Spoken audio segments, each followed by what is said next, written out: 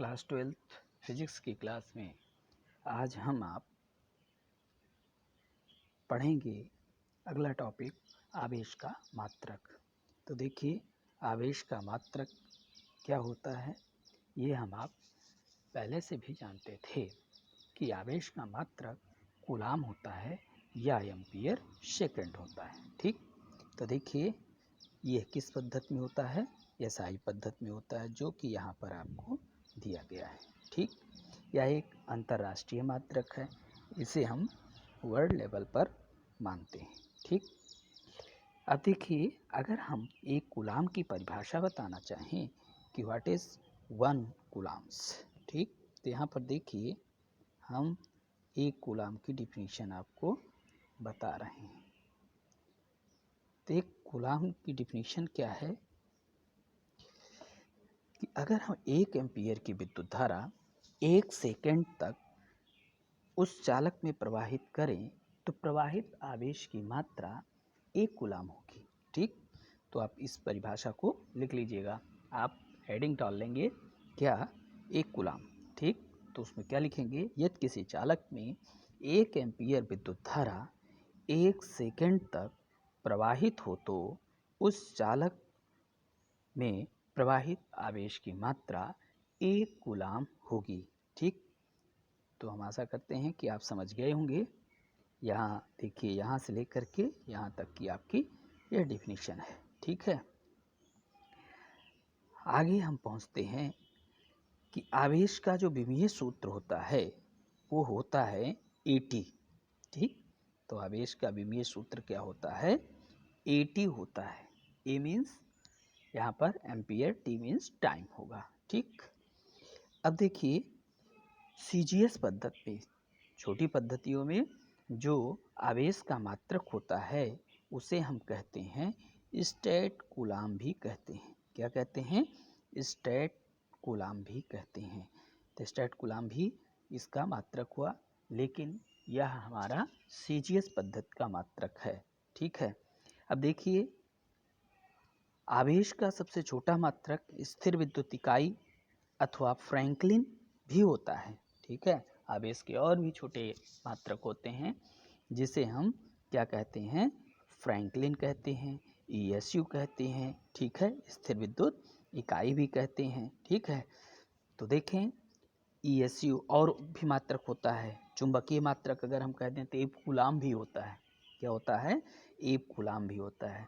तो हमारे छोटे मात्रक कौन कौन से हो गए, वो हो गए स्थिर विद्युत इकाई, जिसको हम शॉर्टकट में क्या कहते हैं, ESU। ठीक है, और दूसरा हमारा क्या होता है, दूसरा हमारा होता है फ्रैंकलिन, जिसको शॉर्टकट में कहते हैं FR। और हमारा होता है 1 कूलाम। ठीक, क्या होता है, 1 कूलाम। तो 1 कूलाम, कूलाम, फ्रैंकलिन, इन सब में क्या संबंध होता है वो देखिए यहाँ पर लिखा गया है कि 1 कूलाम 3 × 10⁹ ESU के बराबर होता है। और 1 कूलाम ये भी हम कह सकते हैं कि अगर फ्रैंकलिन में तो 3 × 10⁹ फ्रैंकलिन के बराबर होता है। यदि 1 कूलाम को F कूलाम में बदलना चाहें तो किसके बराबर होगा, 1/10 F कूलाम के मान के बराबर होगा। ठीक, तो आप लोग जो है इसे नोट कर लीजिएगा। आगे बढ़ते हैं, आगे है आवेश का और बड़ा मात्रक भी होता है। ठीक है, तो हम जैसे कह दें फैरेड भी है, कूलाम का बड़ा मात्रक क्या है, फैरेड भी है। तो जो फैरेड होता है और कूलाम में क्या रिलेशन होता है, 1 फैरेड = 96500 कूलाम होता है। ठीक है, यह आवेश का बड़ा मात्रक होता है। ठीक, तो देखिए कुछ रिलेशन हम आपको बता दे रहे हैं कि छोटी यूनिट और बड़ी यूनिट में क्या रिलेशन होता है। तो 1 माइक्रो कूलाम 10⁶ कूलाम के बराबर होता है।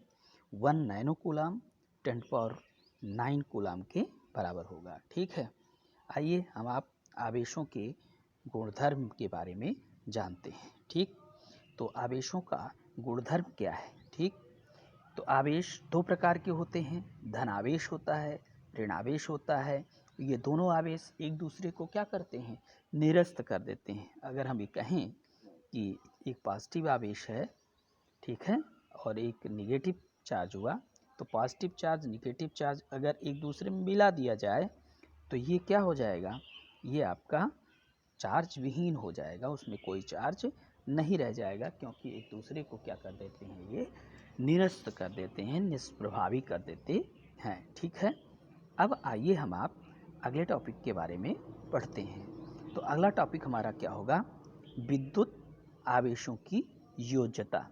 तो एडिटिविटी ऑफ इलेक्ट्रिक चार्ज क्या चीज़ है।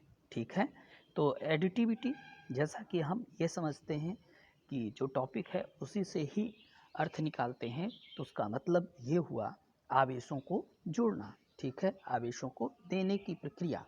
ठीक है, तो जैसे हम किसी भी आवेश को देते हैं तो आवेश में क्या परिवर्तन होता है, बढ़ता है या घटता है, ये चीज़ है वो। ठीक, तो योज्यता का मतलब होता है जुड़ जाता है। ठीक है, अगर वो प्लस होगा तो बढ़ जाएगा, प्लस को प्लस में दिया जाएगा तो बढ़ जाएगा, अगर प्लस में माइनस जाएगा तो वो चार्ज क्या हो जाएगा, घट जाएगा। ठीक, तो आइए इस टॉपिक पे हम विस्तृत चर्चा करते हैं। तो देखिए, विद्युत आवेश एक ऐसी राशि होती है, यह एक अदिश राशि होती है। ठीक है, किसी भी निकाय में कुल आवेश उसमें उपस्थित सभी आवेशों के बीच गणितीय योग के तुल्य होता है। ठीक है, तो हम ये कह दें कि जो कुल परिमाण होता है वह क्या होता है, थोड़ा देखिएगा।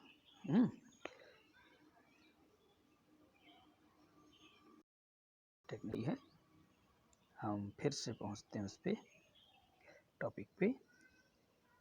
तो देखें, ये हमारा जो है क्या हो गया, ये टॉपिक चल रहा था विद्युत आवेशों की योज्यता के बारे में। तो अगर हम यदि ये कहते हैं कि किसी भी निकाय का कुल आवेश उसमें उपस्थित आवेशों के बीच गणितीय योग के क्या होता है, तुल्य होता है। ठीक, तो एग्जाम्पल फॉर एग्जाम्पल कि हम अगर कैसे कुछ पॉजिटिव चार्ज को और निगेटिव चार्ज को अगर हम कुल इनका योग करें तो जो प्राप्त होगा वही उसका क्या होगा, कुल चार्ज होगा। ठीक, तो यहाँ पर इसका कहने का मतलब ये हुआ कि अगर हम उसके पॉजिटिव निगेटिव चार्ज अगर बराबर है जोड़ लेंगे तो परमाणु कैसा हो जाएगा, परमाणु हमारा कैसा हो जाएगा, विद्युत उदासीन। लेकिन अगर इनमें क्या होता है, ऐसी कंडीशन होती है कि P is less than N, तो निगेटिव हो जाएगा। ठीक, क्या हो जाएगा, निगेटिव। और अगर ऐसा होगा कि P is greater than N, N E कह लीजिए, ज़्यादा सही रहेगा, यानी तो ये क्या हो जाएगा, ये हमारा पॉजिटिव चार्ज हो जाए, पॉजिटिव टाइप का जो है क्या हो जाएगा, पदार्थ होगा। ठीक, और अगर ये दोनों बराबर हो जाते हैं, जब हमारा क्या हो जाता है, P इक्वल एन ई हो जाता है, तो हमारा जो परमाणु होगा वो कैसे हो जाएगा, उदासीन हो जाएगा भाई। ठीक है, क्या हो जाएगा, उदासीन हो जाएगा। जैसे हम कह दें कि +1 -1 इक्वल आप क्या कहते हो, 0। ठीक, दोनों वैल्यू बराबर है, लेकिन क्या है, चिन्ह विपरीत है। अतः योग का नियम यही कहता है कि इनका परिणाम क्या आएगा, 0 आएगा। ठीक, तो इनका परिमाण क्या हो गया, 0 हो गया। ठीक, आगे हम आप पढ़ते हैं। अगला टॉपिक है हमारा विद्युत आवेश की निश्चरता।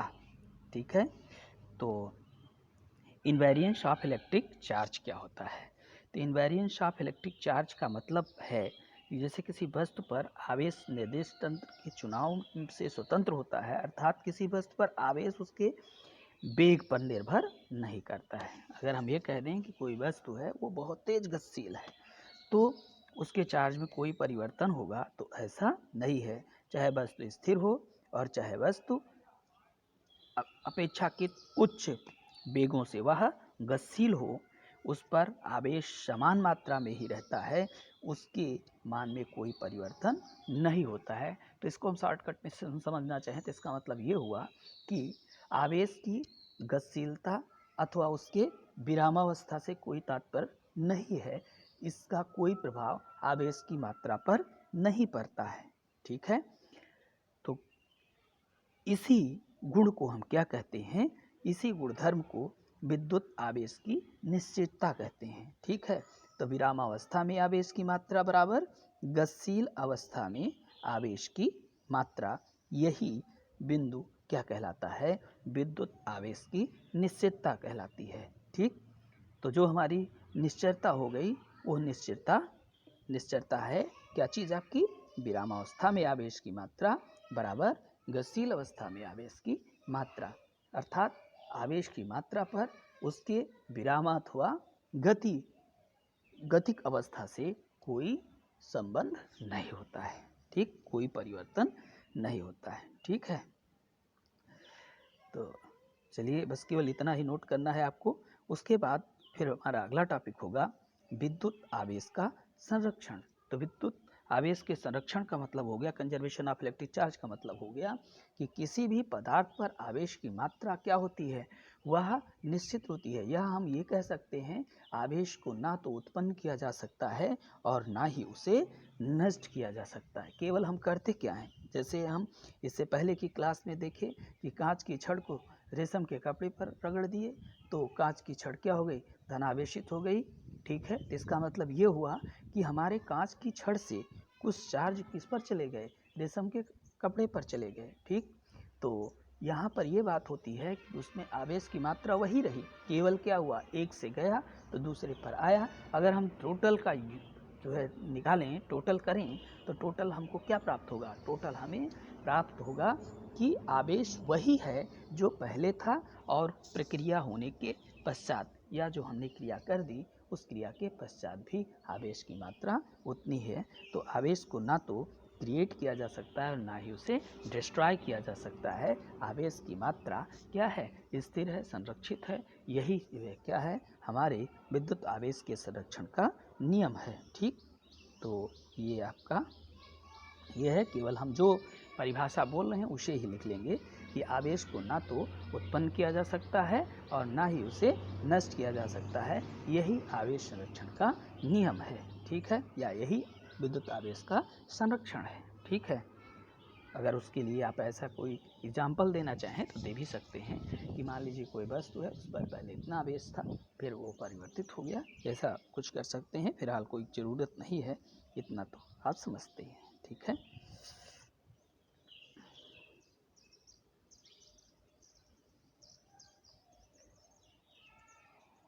अगला टॉपिक है हमारा विद्युत आवेश का क्वांटीकरण।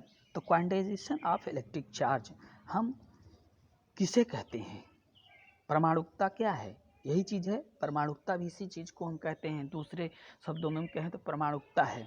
ठीक, तो क्वांटाइजेशन ऑफ इलेक्ट्रिक चार्ज या विद्युत आवेश का क्वांटीकरण ये हमारा एक ही है। ठीक, परीक्षा में कभी कभी हम ये देखने को पाते हैं कि लिखा गया है परमाणुकता किसे कहते हैं। ठीक है, तो परमाणुकता क्या है? तो यही है, विद्युत आवेश का क्वांटीकरण ही परमाणुकता भी कहलाती है।